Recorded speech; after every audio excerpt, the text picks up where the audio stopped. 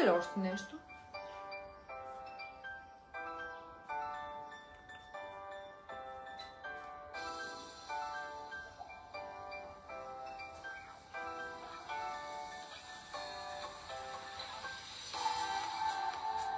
Понеделнишна традиция ни стана. Добър вечер.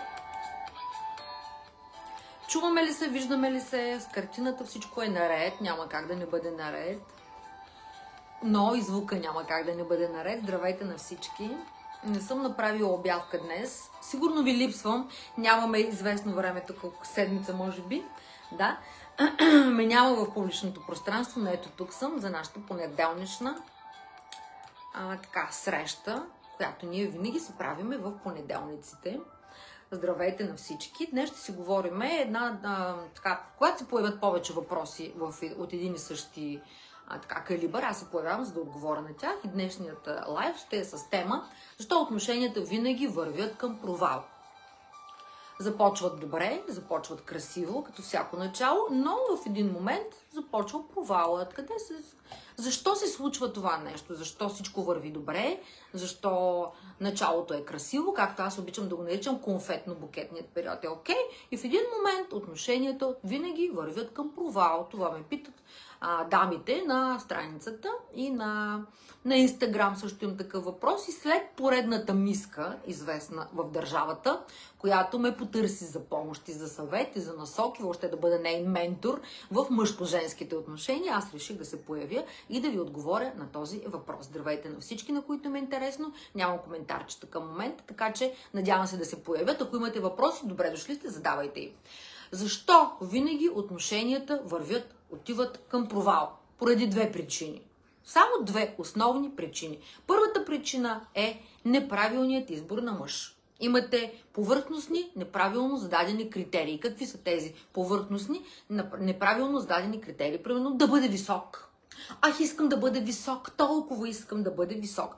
Това е неправилно зададен критерий, неправилно зададен параметър, когато тръгнем да си търсим мъж. Това е нещо сериозно. Отношенията са нещо сериозно. Приемайте ги по този начин. И когато се отнесете вие повърхностно и несериозно, не се очудвайте, защо привличате повърхностни и несериозни мъже към вас. Втората причина, поради която се случва това, връзката да върви към провал, е неправилно управление на вашите отношения.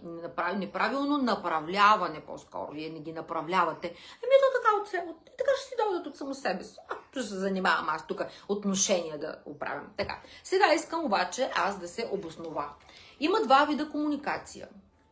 Едната е вербална, единият вид е вербална. Знаете, ние в момента с вас правиме вербална комуникация. Аз ви говоря, вие ми пишете, защото връзката е работа, търпение и любов. Точно така, точно така.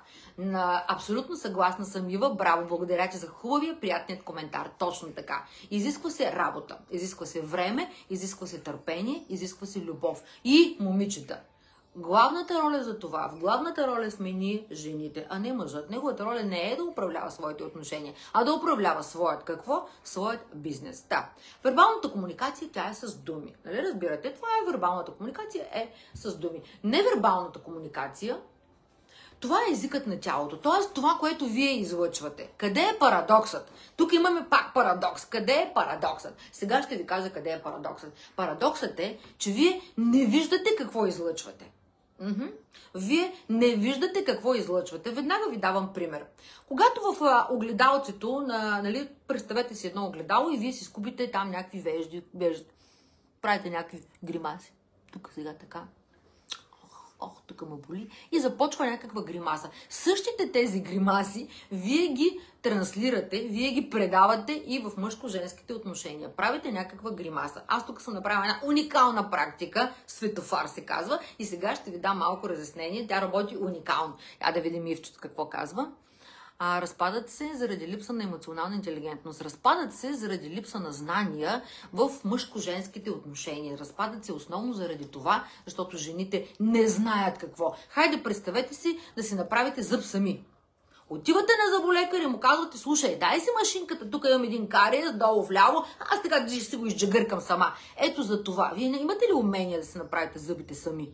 Вземате огледалото и почвате като мистер Бин. То звучи комично, даже трагикомично. Това е абсолютна глупост, защото вие сами се опитвате да оправите нещо, което нямате никаква представа как се случва. Ето за това връзките се разпадат. И от тук са двата аспекта. Неправилен избор на мъж, не знаете как да изберете мъж и не знаете как да насочвате своите отношения и на къде да вървят те. Как да ги построите въобще. Вие нямате представа как да ги построите. Няма фундамент. Но, когато вие правите тези невербални физиономии, бих казала, той мъжът го вижда това нещо. И представете си сега, че вие срещате някакъв статусен мъж.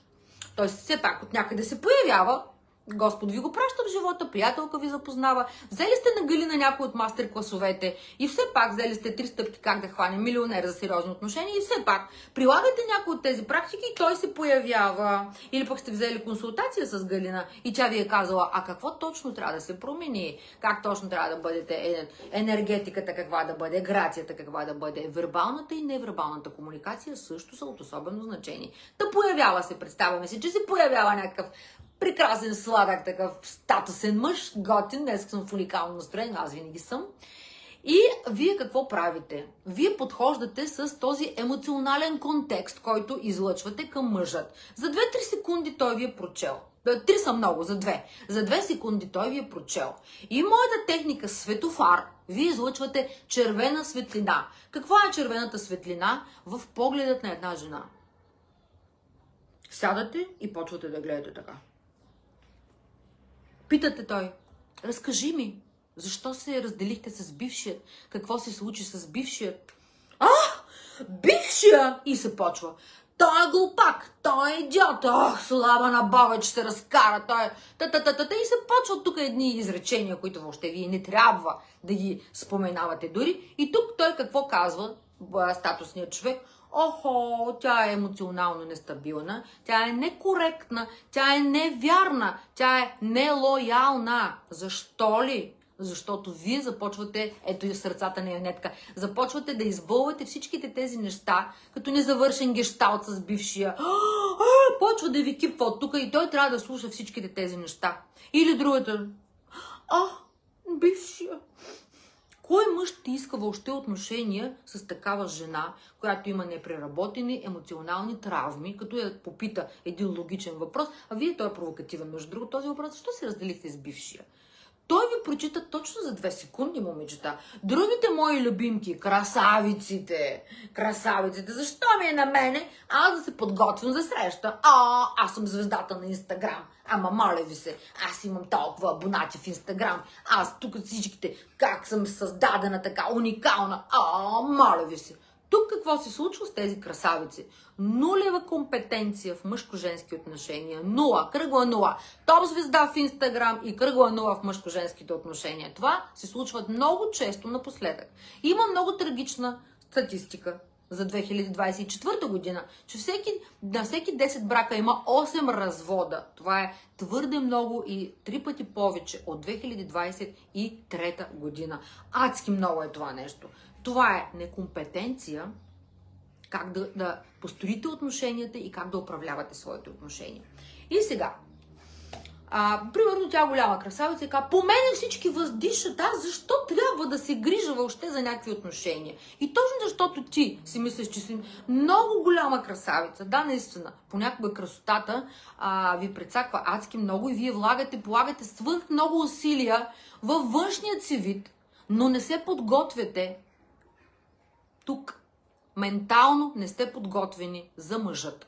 И когато слушате хората да ви казват, обичай себе си, коучите, обичай себе си. Ако ти си егоистична и обичаш само себе си, влизаш във връзка от позицията на егоистична инфантилка. Аз искам за мен. Но, какви очаквания имаш? Хайде да бъдем честни. Никой няма да ви говори по този начин, защото не им оттърва да ви говорят по този начин. Те искат да ви ухажват, да ви вземат парите. Аз искам да ви кажа истината каква е. Вие отивате и какво искате от мъжа? Имате очаквания той да плати сметката. Той да резервира 5-звездният all inclusive, всичко да е от него. Той да се влюби във вас. Той да бъде безумно влюбен. Удивен от вас, защото вие сте супер красавица, защото вие сте турбогазарката, номер 1 в Инстаграм. Той трябва да се удиви от вашата дивна красота. Той трябва да плати сметката, трябва да плати инклюзива и отгоре на всичкото трябва да ви бъде аниматор. Той трябва да бъде забавен, да ми носи цветя, да ми носи подаръци. Момичета, това не работи така. Това не работи по този начин. Абсурд. Именно за това. Такива красавици с много големи аудитории в Инстаграм, в ТикТок, в други социални медии са само звезди, но само там. Те са звезди, но само там. И ме питат напоследък така тези хубави, красиви дами, известни в България. Но защо така, Галина? Аз съм красива, а връзката ми върви към провал. Винаги е едно и също. Защото, скъпа, ти си светофар с червена светлина. Или така? Ама моля ви се, аз съм топ звезда, аз съм слаба, красива, мен всички ме искат, аз съм топ звезда, а тук някакъв си мъж. Когато се предлагате по този начин, когато се презентирате, защото за мен това е консуматорско, когато се презентирате по този начин, нима очаквате някой сериозен мъж да ви даде така сериозни отношения. И аз дори дадох тази хубава практика светофар. Аз, например, винаги светя в зелена светлина. Ето това е зелената светлина на погледът. Мъжът иска една весела жена. Мъжът иска една интелигентна жена, емоционално интелигентна, както Ива много хубаво го написа, но това не стига.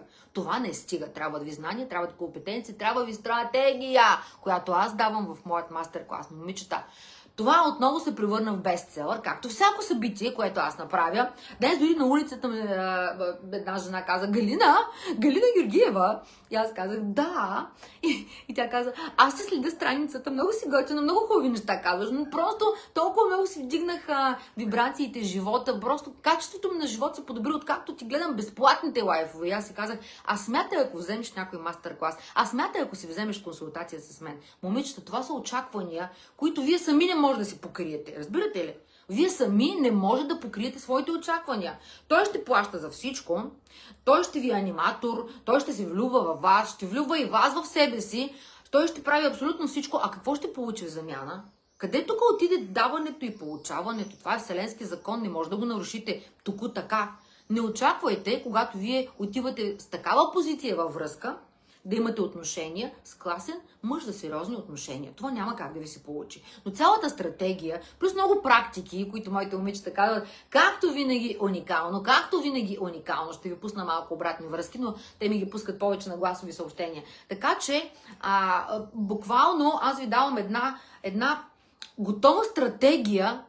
Не се тормозете, не сте измислили вие тези неща, вие вече знаете как не се прави. Вие това вече го знаете и без мен. Как не се прави. Чуйте как се прави. Грабвайте записът, защото на 26 ще ви направя нов мастер-клас. Енциклопедия на женските хитринки. Как жената с женска хитрост, с женска енергия. Ние тук не говорим за консуматорски отношения. Моля ви се, въобще затворете лайфа и отидете на друга страница, ако вие си мислите, че аз ще ви науча как да използвате мъжете. О, не, в никакъв случай. Аз държа на любовта, държа на искреността и държа на това вие да сте ценена жена.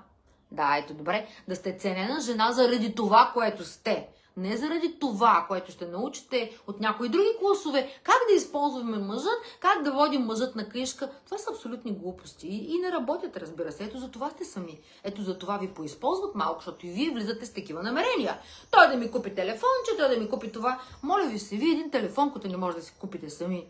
Къде сте тръгнали във връзка въобще да си въобразявате, че може да имате? Това са детски истории. Кой не може да си купи сам телефон? Детето. Кой не може сам да си купи кола? Детето. И вие тук сега ще кажете: тогава той какво да ми даде? Как какво? Закрила, нежност. Ценностната ви система, ако е базирана само на това, да ви купи телефон, да ви купи кола, да, ще го направи. Но дайте и вие. Не дайте само да вземате. Тук има нарушен баланс на законът. И той не е измислен от мен този закон. Това си е вселенски закон. Така че, момичета, каква светлина излъчвате вие? Аз виждам масово по улиците, виждам момичета с червен светофар. Или отгоре. Тя е голяма красавица, тя е най-голямата красотка. Обаче не е така, е поизползвали 5, 6, 7, 8, 10 мъже и си я попревъртяли така и вече паднала е цената. Ама Галина, той вече, да върни ми бившия, ама Галина бившия. Ама ти имаш незавършен гештал с бившия, стига с тези бившите. Там вече видяхте, че не вървят нещата. Там вече видяхте как не се случват нещата.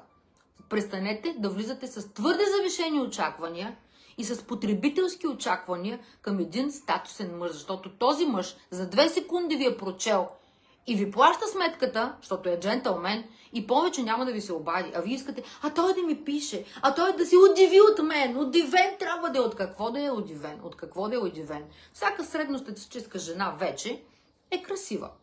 Да, студията предлагат всякакви процедури. Вие трябва да се отличите. Вие трябва да отвеете конкуренцията. Как да направите впечатление по начин, по който да не е долен, да не е вулгарен, да не е просташки, като повечето жени, защото тези мъже, те знаят много добре как да бягат точно от такива женички, които са консуматорки, използвачки, които са гладни, жадни, искат горките да ги нахраниш, да ги напоиш, телефонче да им купиш. Момичета, осъзнайте се, това вече не работи. Просто не работи. Ако искате класен и статусен мъж, вземете си моят мастер-клас. Вижте какви уникални практики ви давам и ги прилагайте.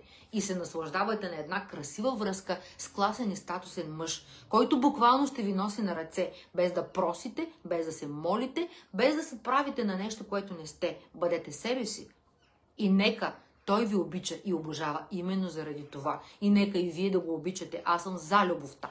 Аз не съм за консуматорската, така потребителска връзка. От мен такива неща, както казах, натискаме финиша, натискаме червеното бутонче и отивате на друга страница. Иначе се радвам да ви приветствам.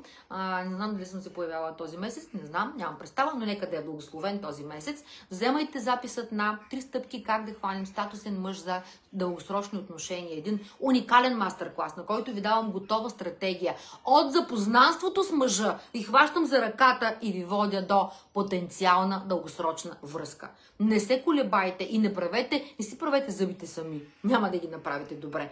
Аз съм направила такъв уникален мастер-клас. Вие просто трябва да си отделите 2 часа и половина, да го изгледате и да имате един глобус за една глобална трансформация. Вземете си консултация с мен, защото там само аз и вие 2 часа и половина с вашите проблеми, с вашият казус ще го реша точно за 2 часа. И разбира се, заповядайте и на новият ни мастер-клас Енциклопедия на женските хитринки, където по хитър начин ще разкрием своя потенциал по такъв начин, че мъжът да си каже: искам тази жена. Натискаме 3 най-уникални бутона. Искам тази жена. Пожелавам ви прекрасна нова седмица, благословена да е тя. Побързайте, вземете си записът на моят мастер-клас, защото той не е с неизчерпаем достъп. Целувам ви!